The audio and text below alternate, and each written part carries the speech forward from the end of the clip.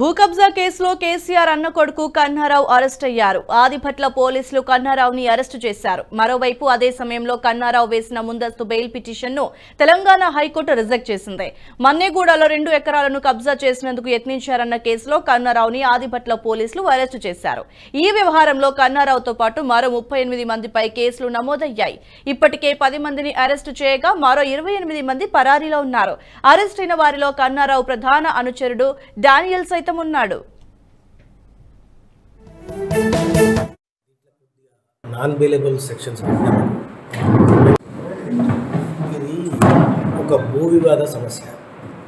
దీంట్లో కొద్దిగా non bailable sections అత్యున్నత న్యాయస్థానాన్ని ఆశ్రయించడం జరిగింది. అక్కడ ఈ సెక్షన్స్కు యాంటిసిపేటరీ లభించనందున ఈరోజు మార్నింగ్ రాజు గారికి సిఐ రాఘవేంద్ర రెడ్డి గారికి నేను ఫోన్ చేయడం జరిగింది. పలానా ప్లేస్లో ఉన్నాను వాళ్ళకి సరెండర్ కావడం జరిగింది.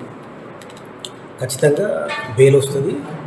ఈ కేసు కూడా సుప్రీంకోర్టులో అతి త్వరలోనే కొట్టుకుపోతుంది. దయచేసి కొట్టేసిన కేసును కూడా మీరు న్యాయంగా అది కూడా ప్రచారం చేయాలి. ఈరోజు ఆదిపట్ల పోలీస్ స్టేషన్లో మా దగ్గర ఉన్న క్రైమ్ నెంబర్ 123 అనే కంప్లైంట్ మీద ఈ నెల 3 తారీఖు రోజు కేసు రిజిస్టర్ చేయడం జరిగింది.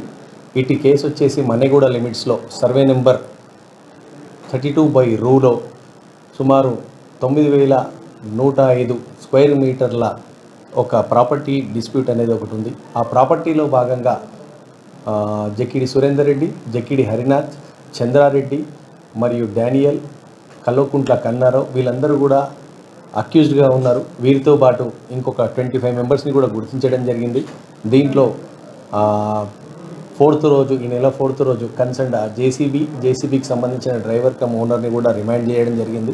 మిగిలిన అక్యూజ్ని అరెస్ట్ చేసే క్రమంలో ఒక 1 వీక్లో జక్కిడి సురేందర్ రెడ్డి, హరినాథ్ మరియు చంద్రారెడ్డి వీళ్ళందరినీ కూడా రిమైండ్ చేయడం జరిగింది.